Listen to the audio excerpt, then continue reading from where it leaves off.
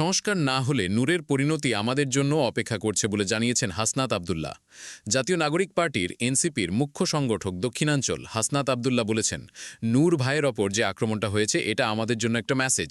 তিনি বলেন, তারেক জিয়াকে দেখেছি মুচলেখা দিয়ে দেশ ছাড়তে হয়েছে, নৃশংসভাবে মেরে মাজা ভেঙে দেওয়া হয়েছিল। একই পরিণতি আমাদের জন্য অপেক্ষা করছে যদি আমরা নিয়ম পরিবর্তন না করতে পারি। খালেদা জিয়ার যে পরিণতি হয়েছিল আমাদের জন্যও একই পরিণতি অপেক্ষা করছে যদি আমরা নিয়ম পরিবর্তন করতে না পারি। নিয়ম পরিবর্তনের জন্য যেটা নাম আমরা দিয়েছি সংস্কার, এটার জন্য আমাদের অবশ্যই ঐক্যবদ্ধ থাকতে হবে। শনিবার ৩০ আগস্ট রাতে ব্রাহ্মণবাড়িয়ার বিজয়নগরের ছতরপুর স্কুল মাঠে আয়োজিত উঠানে নতুন সংবিধান শীর্ষক উঠান বৈঠকে প্রধান অতিথির বক্তব্যে এসব কথা বলেন তিনি।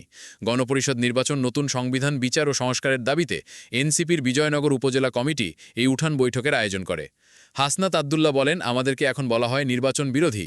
বিএনপি নির্বাচনের জন্য কথা বলছে। আমরা নির্বাচন সহ আরও ২টি বিষয়ের জন্য কথা বলছি। আমরা বলছি আমাদের নির্বাচনও লাগবে, আবার বিচার ও সংস্কারও লাগবে। এই যে পুলিশ আমাদেরকে বিনা বিচারে বিনা মামলায় ঘর থেকে তুলে নিয়ে যাবে না, এটার ফয়সালা কি হয়েছে?